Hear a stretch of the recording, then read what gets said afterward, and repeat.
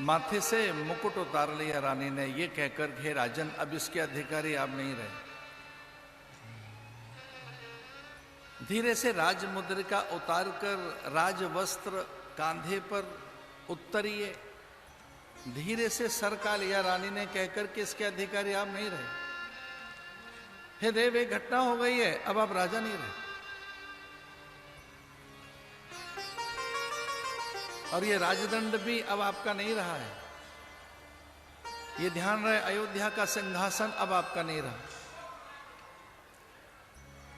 कवि सुदुम्न सरयाती नभग नाभाग अम्बरीश दिलीप भागीरथ, उससे पूर्व अंशुमान, ये रघु खटवांग दीर्घतमा दीर्घबाहु,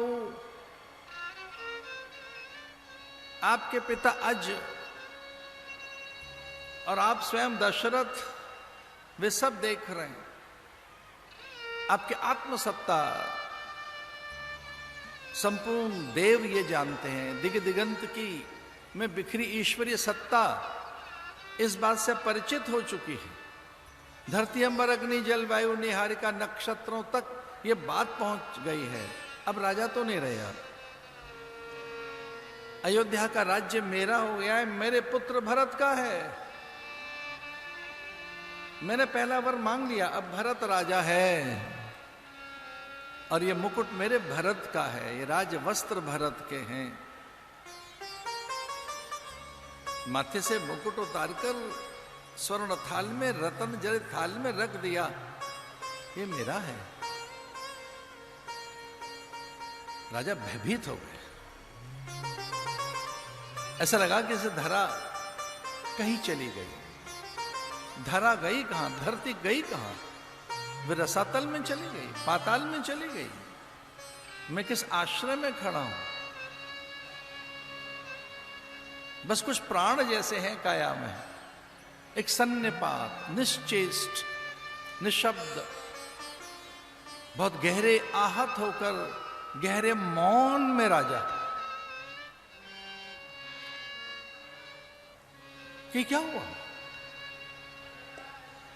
क्या मैं राजा नहीं रहा?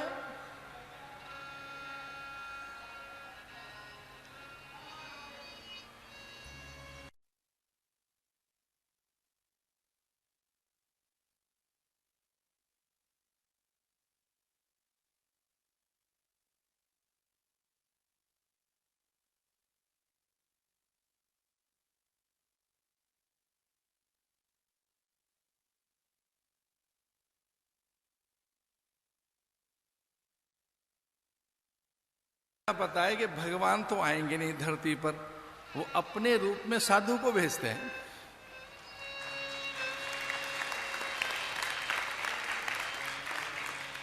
साधु नाम दर्शनम पुण्यम।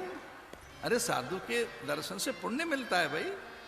तीर्थी कुर्वन्ति तीर्थानि। तीर्थ करने आप जा नहीं पाते हैं, इसलिए तो ये तीर्थी आपके द्वार पर आते हैं। साधु आपके द्वार पर आता है।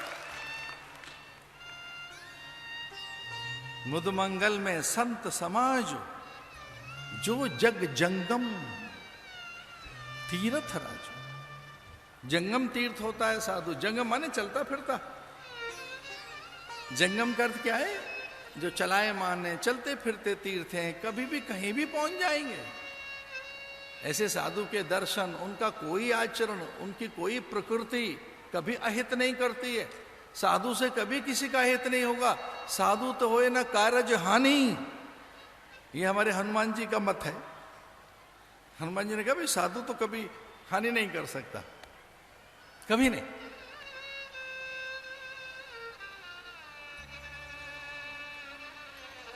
अच्छा है हमारे मन को संभाल लिया इन्होंने, नहीं तो हमारे मन में तो थोड़ा गीलापन ही उतर आया था।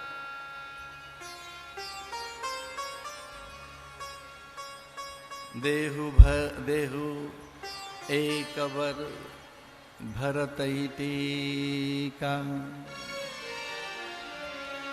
निष्कंटक राज्य मैंने मांग लिया। धरा गगन दिशाएं, देव प्राण पवन, आप में अंतरित, आपके देव सत्ता, आपके पितृ पुरुष सभी तो आप में विद्यमान हैं। अब उनको सबको पता लग गया है कि आप राजा नहीं रहे।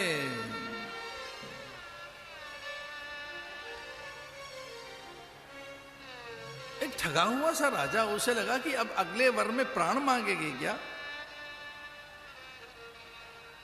उन्हें कल्पना भी नहीं थी कि वो दूसरा वर क्या मांगेगी, लेकिन मन संभाल लिया उन्होंने। उन्हें ऐसा लगा कि राम राज्य के भूखे नहीं। राम ने तो नाम भी कह दी थी। एक पल में राम के उस उच्च स्तरीय मानस को अनुभूत करते हुए दशरथ को लगा कि कोई सामान्य बात नहीं होगी। धर्म संपन्न राजा को भी वो संसार तुच्छ सा ही प्रतीत हुआ और कुछ पल में मन मान गया दशरथ का ये कहकर, कोई बात नहीं, भरत और राम तो एक ही हैं, राम राजा नहीं भी रहेंगे तो क्या। मन सहज हो गया, शांत हो गया। इसका अर्थ क्या है कि संसार खो भी जाए धर्मात्मा व्यक्ति का तो विचलित नहीं होता। जो धर्मात्मा होते हैं, जो धर्मशील होते हैं, जो सत्यनिष्ठ होते हैं, जो सत्य पराक्रमी होते हैं, ऐसे सत्पुरुषों का संसार चला भी जाए तो वो विचलित नहीं होते, व्याकुल नहीं होते, क्योंकि संसार तो नश्वर है, क्षणभंगुर है, नाशवान है, विनाशी है। ये धरती किसी की रही है क्या? जिस दृश्य को आज हम देख रहे हैं, 100 साल पहले ये धरा कुछ और रही होगी, राजधानियां कुछ और थी। 100-150 साल पहले एक मछुआरों की बस्ती, एक राज्य है पूरा देश। 500-700-800 साल पहले मैनहट्टन क्या रहा होगा, जो विश्व की आज वित्तीय राजधानी है। ये धरती तो एक जैसी कभी रहती नहीं, न दृश्य एक जैसे रहते, न व्यक्ति एक जैसे रहते, न वस्तुएं एक जैसी रहती, न पदार्थ एक जैसे रहते। जब व्यक्ति, वस्तु, पदार्थ, दृश्य, घटनाएं बदलती रहती हैं, जब संसार बदलता रहता है, तो ऐसे में कुछ लोग भी बदल जाएं तो क्या है। कैकेयी बदल भी गई है तो क्या। कैकेयी के प्रति अब वो रुष्ट नहीं है, अब वो क्रुद्ध नहीं है, अब वो क्षुब्ध नहीं है, अब उनका मुख म्लान नहीं है, पर हाँ वो सावधान है। कैकेयी ने राज्य ले लिया, कोई बात नहीं, राज्य आने जाने वाली है, वस्तुएं क्या है, बदलती रहती है। राम तो कुछ और ही है। मेरे राम भरत दुइया सत्य कहूँ तो सब शंकर सा। दशरथ ने तो ये भी कहा कि भगवान मेरे इस बात के साक्षी हैं। मेरा इष्ट, हमारे देवादिदेव महादेव जो हमारे भगवान हैं, दशरथ उन्हीं की तो पूजा करते थे, महादेव की। भगवान महादेव हमारे इस बात के साक्षी हैं कि भरत और राम में मैंने कोई भेद नहीं किया।